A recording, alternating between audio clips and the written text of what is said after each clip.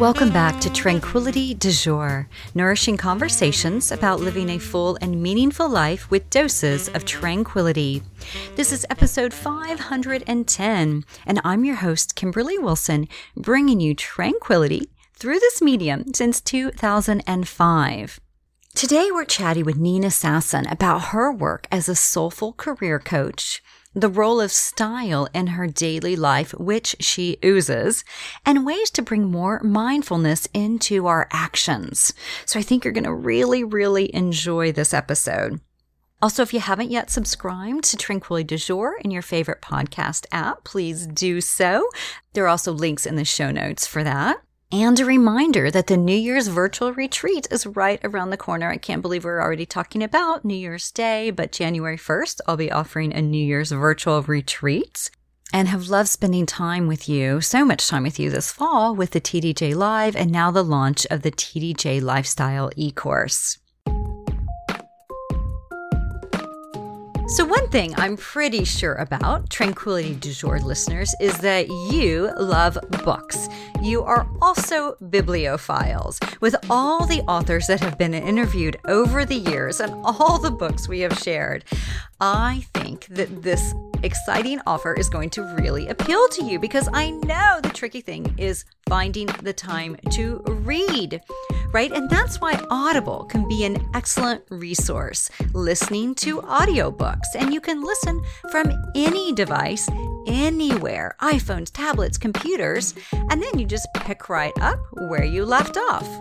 They literally have hundreds of thousands of titles, including our book of the month for the online book club, Tranquility du Jour. So sign up for a 30-day free trial, and your first book is free. You can find out more and do this over at audibletrial.com/tranquility du jour. That's audibletrial.com/tranquility du jour. Happy reading.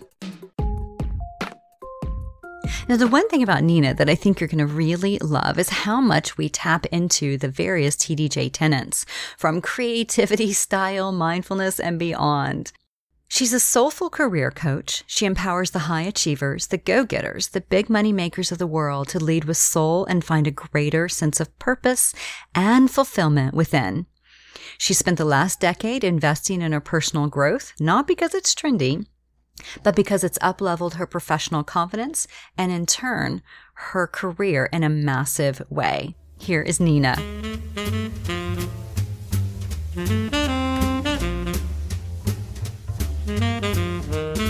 Welcome, Nina. Hi, Kimberly. Thank you so much for having me. I'm so excited to be with you. I'm excited to be with you and to have you here today. And, you know, it's like, I love this idea of a soulful career coach. And I was just thinking, I mean, we kind of need that now more than ever. So before you tell me about what that is, can you tell me about kind of your journey into coaching? You know, it's like, what led you to focus particularly on career? Yeah. So my career has really been one of the most challenging relationships I've had in my life. I mean, first of all, I graduated from college during the Great Recession, and add that with the fact that I had $150,000 worth of student debt. And I walked off the graduation stage, and I was one of the lucky ones. I was able to get a job, you know, not long after I had graduated. And I got the job at an ad agency. But to be completely frank, I walked right in the door and I felt powerless. Just that weight of the debt, and that I had to prove myself just to take up space. I had to work so hard, pedal to the metal, white knuckling every single day. And every day I was working 16, 17-hour days, not necessarily because of the workload. Yeah, it was intense.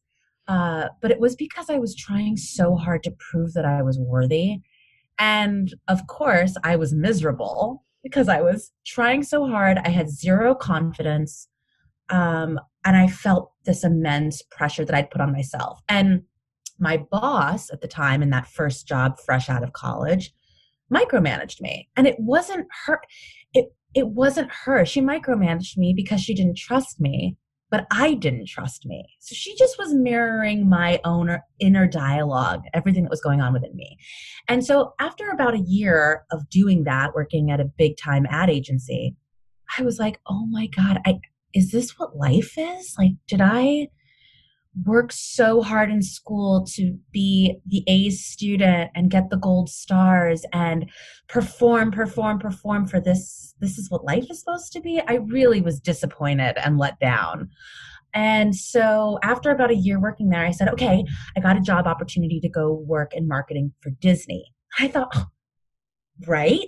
I mean, the happiest brand on earth. So there's no doubt in my mind, I'm going to be just just filled with bliss and filled with magic, right? Start the new job, 3 days in, lo and behold, there's that micromanaging boss again. And I was like, how did this happen? How did this happen again? And I recognized after some time there, I was like, it's not about the job or anyone else. It's me. Like, I'm the common denominator here. And so once I recognized that, I really started getting in tune with myself. So what does that mean? I started dabbling in meditation.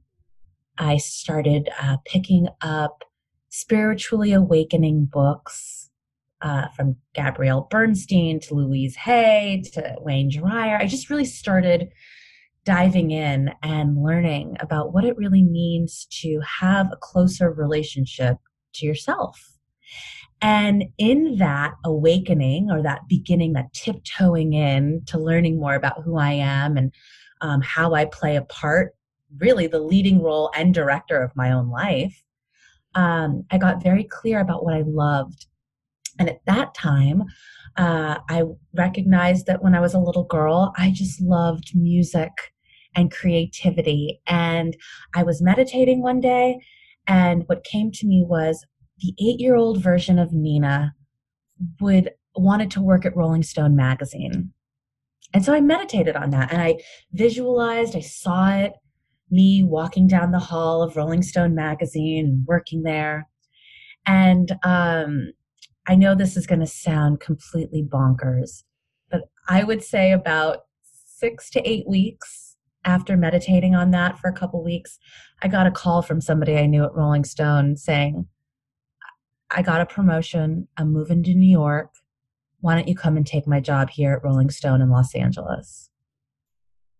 So in that was my first recognition of the fact that the moment that you connect with yourself, you are inquisitive about what really lights you up, what do you stand for, what really gives you that get up and go every day. If you're connected to that, that's just the beginning of making all your dreams come true. And I'm proof of that. And so, my experience then at Rolling Stone was interesting in that I was young, I was in my mid-20s, and I had this very glamorous job. I'm talking everything on paper, like private office, an assistant who picked up my phone, travel, an expense account, being able to go to free concerts, and wining and dining clients, all the things that you think that most people say, oh, I really want that, or that sounds fabulous. That's really going to light me up. And for a while, it sure did. It sure did, until it didn't. And then I kind of came back to that same old tune. I'm suffering. I don't trust myself. My relationships with colleagues or my manager was sticky. And again, I was brought back to, all right, how do I connect to myself? How do I listen more to my intuition? How can I color outside the lines more and really just be authentic? And And of course, in all of that, something that's important too was that all along the way, I had a very strong gratitude practice and constantly making myself and reminding myself to be aware of what I already had that was good. And in that recognition, just taking in the good, a company called Vevo called me out of nowhere and said, "Hey, we want you to come and run our entertainment marketing department in Los Angeles." And I said, "You got it. You got it." But I wasn't looking for that opportunity. I didn't run after it. I simply paid closer attention to myself and to what I already had, and then manifested another six-figure job with all the boxes, of course. The boxes were checked. And I've been at Vevo for over 3 years. And while I was there, I recognized that it was calling to me to share my experience of what I just shared with you with others. Because what I had recognized was, and still do, is that ultimately the thing that's in the way of our happiness, so for me, that was my job, when it's examined and looked at with love, it can certainly be the way through to your happiness. So I'm going to say that one more time because I know that's pretty loaded. The thing that we believe that's in the way of our happiness is the doorway through to our happiness. And that's been my experience. And so I started a side hustle while I was running this very big job in entertainment marketing at Vevo. My side business is as a Soulful Career Coach. And I started mentoring women that are executives at Disney or Mez, all these different companies that were feeling the exact same way that I had felt in my career. And the interesting part about all of this is that during this pandemic that we're currently in, so many of us, myself included, have had an opportunity to really look at what's working for us, what's not, how are we spending our days? Because the way that we spend our days is essentially how we live our lives, right? And I came to Vevo and I said, listen, I'm a Soulful Career Coach. This is what I do. I'm planning on leaving the corporate sector to help other companies and to enliven and enrich other people's lives by looking closer at their careers and connecting more to themselves, loving themselves, and practicing mindfulness and teaching that, right? And they said to me, we really need somebody like that here. I said, you got it. So I now have alchemized my role at Vevo from being an entertainment marketer to focusing in on the team and working with them as their mindful business and sales coach. And so I'm still parallel pathing. I'm doing that at Vevo in the corporate sector and being their coach while simultaneously running a private practice as well. So that was a very long way for me to give you the whole spiel. But what I'll say lastly is that none of this could have manifested or become without my journey of really connecting every single day back to myself and grounding myself and being deeply inquisitive about what's coming up for me, thoughts, feelings, body, all of it on a daily basis. Yeah, no, so important. And I think giving the examples of how, you get what you think you want, and then you're like, oh, is this it? And you're right. I mean, with the pandemic, I think it's really forced people to look at things like, is this the way I want to live my life? I think mortality has been so much more in our face, right? And so, I think it's been, that's, I hate to say it's a blessing by any means, but it's been a blessing to have the time and space, I think, and to be forced really to slow down and look at a lot of this. Yeah. You posted something about this recently, but yes, the truth is there is a lot of suffering, and it's just like I said, it's through if we're able to really look at the suffering and almost embrace it, really embrace it and see it and not shy away from the suffering, through the suffering is where everything we want is through that. And just like you said, I mean, how many opportunities are we really given in life to look at how we've lived and how we want to live now and in the future? And I really think that outside of maybe a near-death experience or maybe right before you die, you don't really get that opportunity. And my God, what an awakening for all of us. Because ultimately, the way that we're spending our days, if you're lucky, if you're really lucky, your job is a third of your day. But like, let's keep it real. The majority of us, especially now with a work from home lifestyle, we're working at least 50% of the day. You know, most folks are rolling right out of bed and going right to the phone or the laptop, right? Without even taking a beat to go, hey, before I'm outward facing, here's an opportunity for me to create my own tranquility, right? For me to go inward and see, hey, what's going on with you today, right? How can I take good care of you today? How can I show up better for myself today before I'm showing up for everybody else? So, I love this because I think it is so important. And as you're talking, I'm just wondering for you, what would you say is, or have been some of the big takeaways, from this time of forced kind of slowing down? But you're right, we've ramped up kind of work because we don't have that separation, but we're not traveling and we're not planning picnics with big groups of people or concerts, so it's like, what have you noticed that's shifted for you during this time? Yeah, completely. Well, outside of shifting my corporate role into a role that's focused inward, right? I mean, I'll just say that like right off the bat, my my role at Vevo prior to this was an outward facing role. And now I've been able to pivot my role and my career to being an inward facing role, taking care of the people within the company. So that's interesting because I feel that that's a direct reflection of what I've awakened up to myself during this time, that so much of my living was outward facing, in that my schedule was constantly booked. And I based a lot of my worth off of how busy I was. I thought, oh man, like I'm stacked today. I'm busy. I'm running hither and thither. And I almost recognized, I think I did realize that that drama was fueling me, the adrenaline of the busy and the outings.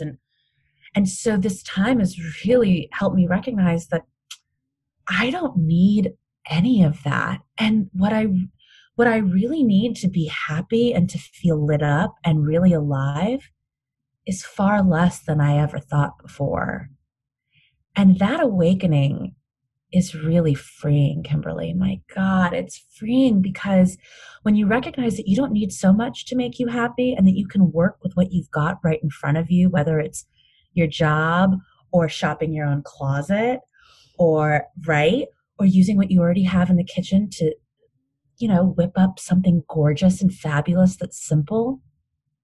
It's very freeing. And I don't know, it's given me permission to be more rather than do. That makes sense. It totally makes sense. And yeah, I think it is a big, again, perk, and not to say the pandemic is by any means a blessing, but there are some nice side effects from it. I think with this slowing down, I mean, we are forced to look at things a little bit more. And there is something about that doing, I'm guilty of it too, it is intoxicating and it's addictive. And so, this shift, I think, has been really powerful. With your kind of work as a career coach, I'm curious, like, how would you encourage our listeners to bring more tranquility into their work, whether or not it's their side hustle or they're a stay-at-home mom, which I guess everyone's kind of stay at home right now, but it's like just kind of, or they're a high-level executive. Like, what would you say is like ways to infuse some tranquility into your work? Yeah, it's all about the small right actions, meaning that, and I know you're a pro on that. The small right actions being, can you take 30 seconds to put your feet on the floor, hands in the lap, and take one deep breath? If you can do that one time a day, you're a rock star. But my point in saying that is that it's coming back to us, the breath, the body. It's a mindfulness practice, and it can be done in less than a minute. And if you do that multiple times a day where you're really inquisitive, this is the thing, is that I think that so many of us want a roadmap. We crave certainty. And I always say to the teams that I coach or my one-on-one clients, less certainty, more inquiry. And what that really means is asking yourself a question. How can I show up as my best self today? What's the kindest thing I can do for myself right now in this moment? Because often it means disengaging from what's right in front of you and getting outside, taking a walk around the block, getting fresh air, putting on some music, doing a dance break. Maybe it means putting on some lipstick for your next Zoom call so that you feel armed and gorgeous, right? It could also just be as simple as, I'm committing to taking a lunch break and I'm going to sit at the table in silence if you can, even if that's for a minute, right? Moms at home with kids rarely get a moment of silence. And I always say to my clients that are moms, use your bathroom time. When you're in the bathroom, feet on the floor, take a deep breath, check in, ask yourself what's the kindest thing you can do for yourself right now. It's simple. It's really simple, right action. And of course, I'm a huge advocate for any type of meditation practice. And I always say to anybody starting with meditating, 1 minute. You can do anything for 1 minute. And it's not about how much time. It's not about whether you have thoughts or no thoughts, or who cares? It's just about checking in and sitting with yourself and just being, right? We're human beings for a reason, but all of us are human doers, by the way. Right? Yeah. And I think, it is so important to have those little pauses throughout the day. And you said this earlier, and it so taps into kind of mindfulness in general, but observing your thoughts, your feelings, and your physical sensations, because of course we live in our heads, and really what we really focus on are our thoughts, which is lovely. It allows us to be productive members of society. And yet our body has so much to teach us, and our emotions are so important too, to recognize, well, that just triggered me. Well, why? And as you said, I love this. I wrote it down. It's like less certainty and more inquiry, right? So really asking, like, what is it about that email that really bothers me? Or what is it about that text message with the lack of a smiley face? Do you know what I mean? You're just like, oh, how vulgar, so it's just funny, right? How we create all these stories and read things into it. But we have to really notice all this stuff that's going on in us, and it's not just in our minds. Oh my God, you really hit the nail on the head, especially with that email, because all of us, right? Don't we all get that email that's like kind of nasty and rude and really just rubs us the wrong way? And that can set us off on a path for the rest of the day, right? And so, you are the queen of tranquility, darling. So this is about you. You really are. But the truth is, like, okay, we encounter the rude, nasty email. And I've gotten to a place now, just because I've been teaching this for so long, and it's something that, I really walk my talk. I love when I get those triggering emails, because I always find them as they're a red flag going, hey, something's unhealed here. Girl, what's triggering you today? And so I say, you want to create tranquility for yourself, use those nasty, rude emails as a gateway, a doorway through to asking yourself, what's going on here? Why does this person bother me so much? Do they exhibit some qualities that maybe I also have that I'm ashamed of? Or are they just so rude that I'm just floored, and I've been taught to never talk to anybody like that? It's just an opportunity for us to question our own belief system, and also to come back to ourselves again. I'm like, that's the theme, right, of this conversation, is that's what it means to be soulful, is to come back, check back in with our souls. But, I just love those nasty emails now, because they always teach me a little bit something new about myself that I wasn't looking at before. It's almost those emails give me power. And I always talk about that with my clients is use the things that really trigger you as a way to empower you, baby, and really come back to yourself, question, inquire more. Sit and journal for a second, go take a walk around the block, use it as an opportunity to take a break, to take a beat. And I am always looking for an opportunity to take a break. So send the nasty emails my way, baby. I don't mind them. It's funny though, whenever you say that, because it is important, right?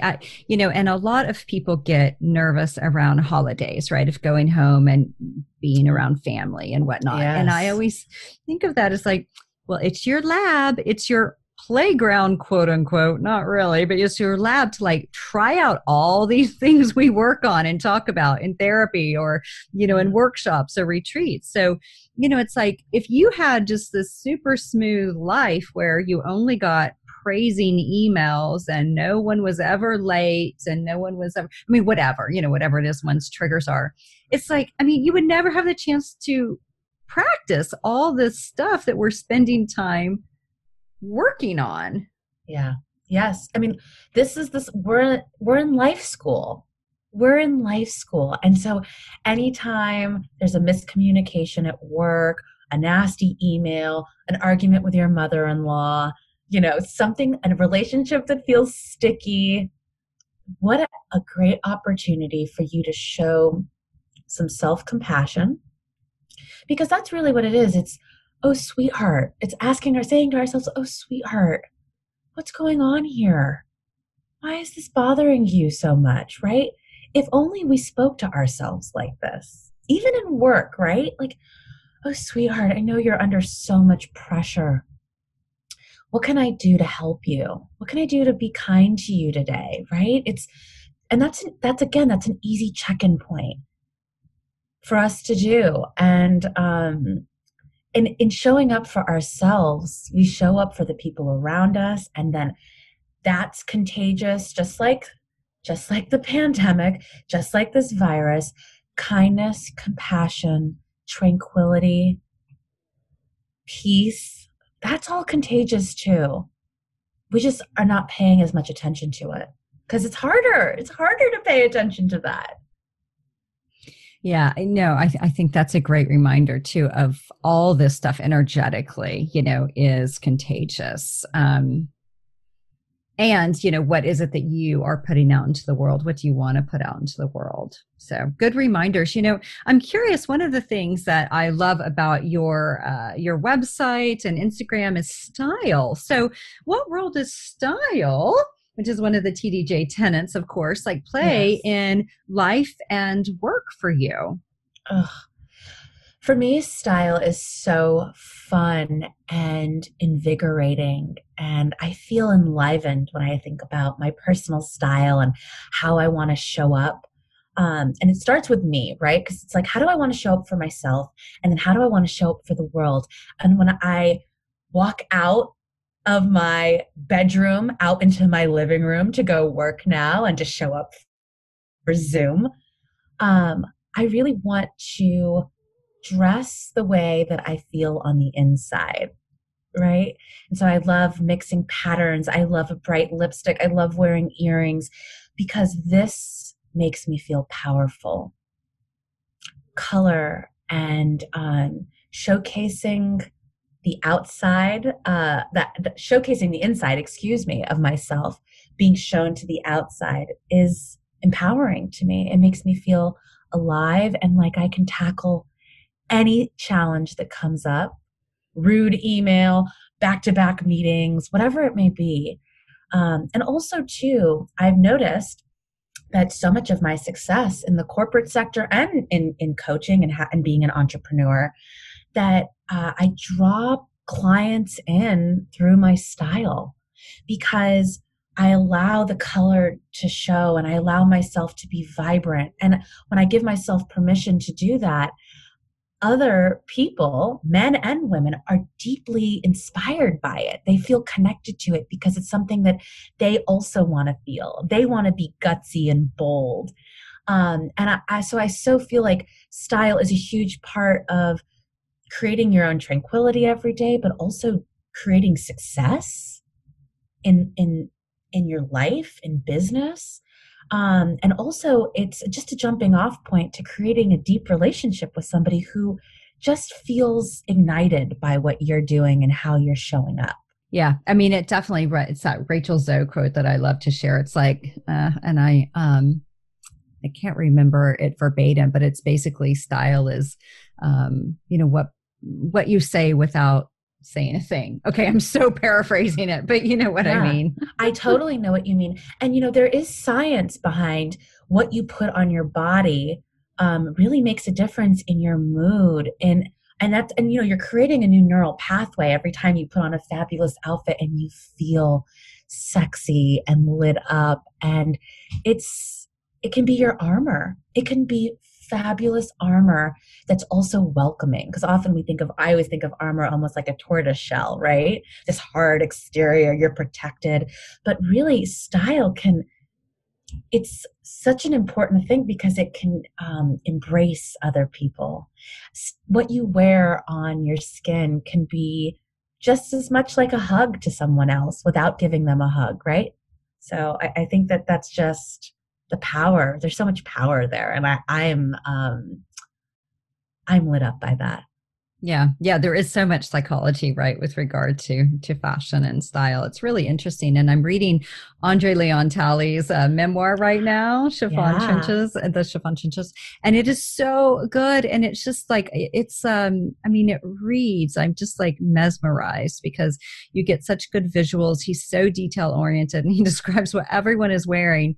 And again, like, Mm. you maybe like, someone could be like, oh, that's superficial or whatever. But it's also, for him, I think it's just like, and for many, it's just such a passion for the beauty, right? Of like the Mm. intricate details. And, he was talking about like scars or many scars, like though being like sewn into the lining of his suit coat, and you're just like, oh my God, but still it's just like such beauty and such appreciation. Yeah.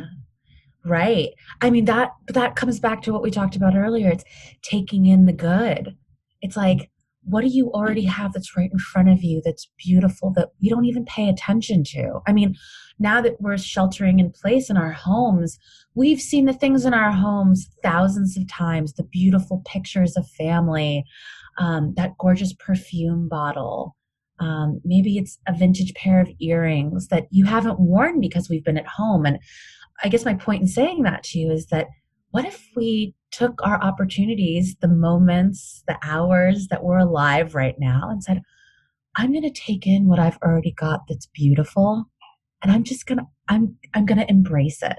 I'm going to embrace it. And even if I'm not on a Zoom call today or I'm not prancing out to go anywhere, I can still rock those earrings. I can splash on some gorgeous perfume and just savor it and revel in it. Absolutely. And why not? Because it does lift one's mood.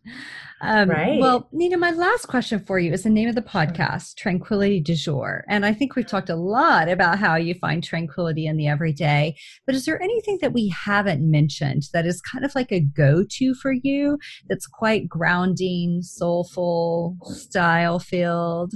Yeah. Actually, it's so funny because you just sent out your newsletter with your last episode included. And I noticed that you included this lovely playlist that had really gorgeous jazz on it. And so recently, on Sundays, I love to get the New York Times. The hard copy. I'm old school. I'm analog, even though I work in a very digital world, right? Um, and I love to get the Times, and I light a candle on Sunday mornings, and I put on some jazz, and I'll have either some tea or a cup of coffee, but like I'll make it fabulous, right? I'll add some frothed milk on there, some cinnamon, and I'll just allow myself an hour and just again let myself be, and to create that type of coffee house du jour atmosphere in my apartment. And it sets me up just with so much ease for the week because I honored myself. I respected myself. I created an atmosphere filled with beauty. And I noticed that whenever I do those types of things, I show up with more enthusiasm during my work week, but I also notice, and this is the real magical part about living a life and living a career with more soul, is that other people show up for me in the exact same way.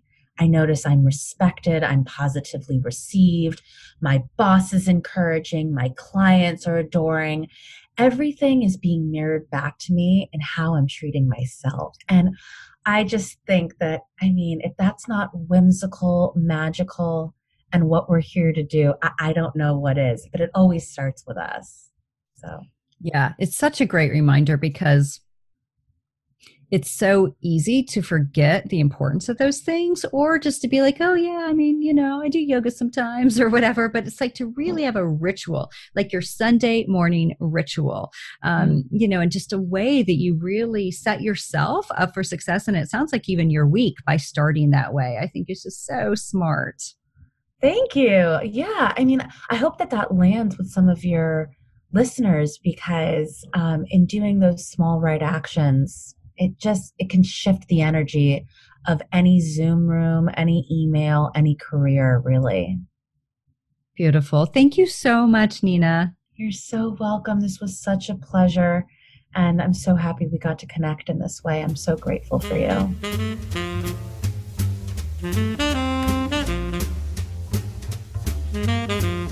So you can learn more about Nina over in the show notes. You'll also find a link to Nina's website, NinaSasson.com, her Facebook and Instagram. Now, those of you who are new to Tranquility du Jour, please join us over in the TDJ Insiders Facebook group, where we read a book each month and we connect and share inspiration and resources. Would love to have you with us. Also, be sure to sign up for my weekly love notes. And feel free to check out my books and planner if you are ready to infuse more tranquility into your everyday. If you have a moment to pen a review of this podcast or any of my books on Amazon or Goodreads, would be super duper grateful. So wishing you a wonderful week ahead, and thank you so much for tuning in to my conversation with Nina.